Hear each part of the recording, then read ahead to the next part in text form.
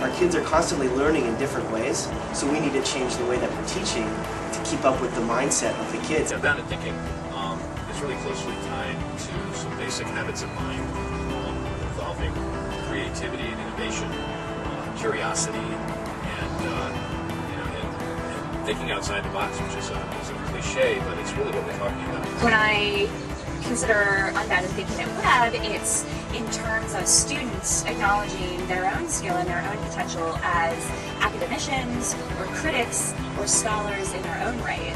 The phrase unbounded thinking suggests, okay, we take nothing for granted, and we certainly take the conventional approach to a problem or an artistic phenomenon or whatever it might be.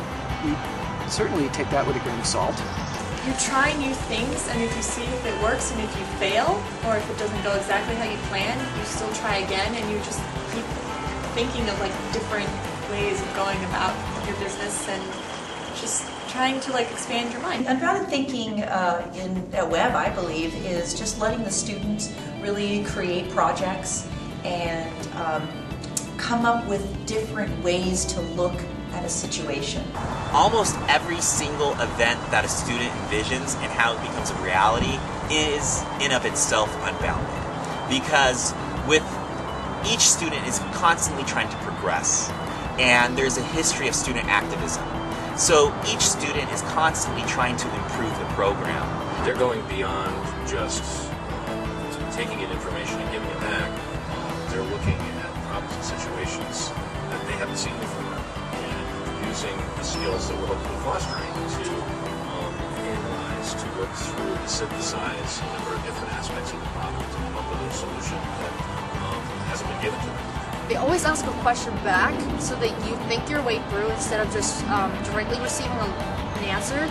And it gets really frustrated because you're like, just give me the answer already, you know? It's trying to foster in them that sense that they don't necessarily need someone to tell them the answer all the time, that they can get there on their own. It allows you to think more about it and use your thoughts and use your abilities to come up with an answer that is unique and different because you found it through. It wasn't just like you read the textbook and you got the answer, or your teacher just threw it and randomly gave it to you.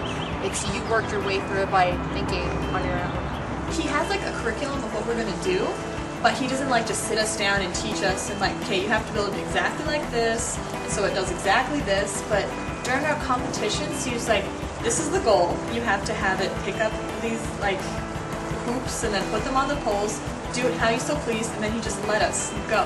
And so like he was teaching us like parts and mechanics and stuff, so we actually knew how it worked, but then we just got to use our own ideas. It's the kind of thought process that we're trying to encourage and cultivate. We want to have them get out of the box and see it from a different perspective. Well, it really shows that they have like respect for us, because then they like actually listen to our ideas and they use them. I want to show them some new worlds, and then I want them to take ownership of them. For example, Sneem decided to make a film that, for her, I think, evoked what she viewed as the bleakness of the so-called étude noire, the study in black. And it can seem like a bleak landscape which is evoked there. And gosh, I remember looking at that film for the first time and thinking, again, I don't really understand what's happening here, but this is one of the most beautiful things I've seen in the last year. And then it turns out that she's made a film and then run the whole thing backwards. Teaching fundamentally is about opening doors and getting the heck out of the way.